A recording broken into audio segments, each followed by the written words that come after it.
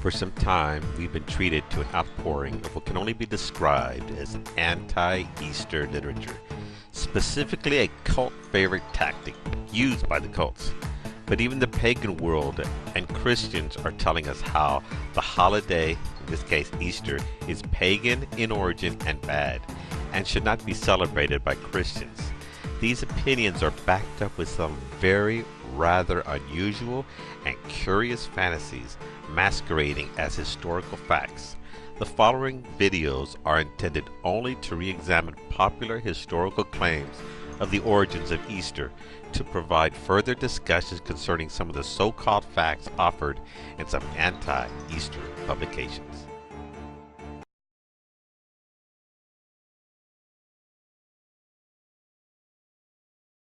Common sense tells me that if all of the beliefs about Eostre were inaccurate, the idea that Ishtar and Eostre are the same goddess seems downright preposterous.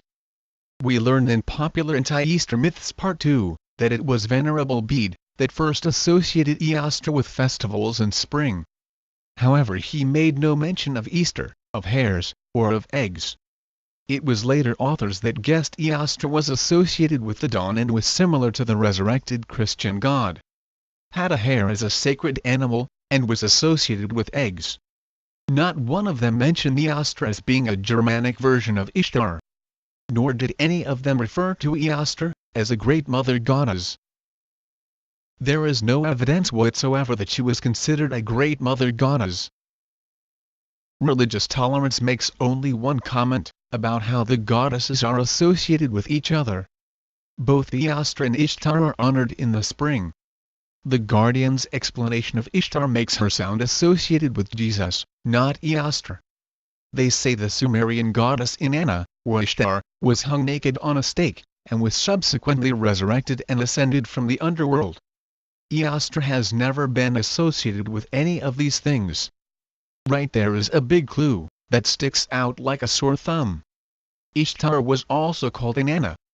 According to Wikipedia, the discovery of a corresponding myth about Inanna, the Sumerian counterpart of Ishtar, is extremely similar to Ishtar's.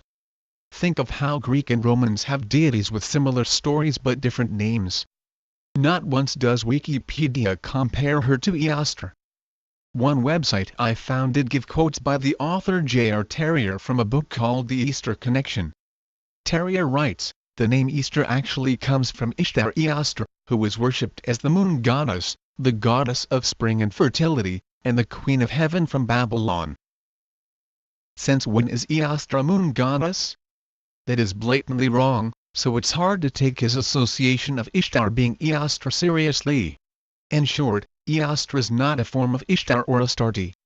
This idea in fact comes from a certain strain of Christian belief, that all pagan gods are played by the same small caste of demons. Ishtar was ancient Babylonian. Eostre, if she existed, was Anglo-Saxon. And if she existed, it was thousands of miles and many hundreds of years apart. So they are not in any way the same.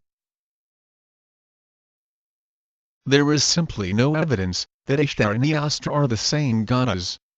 There is nothing, and I mean nothing, similar about the myths of these two goddesses.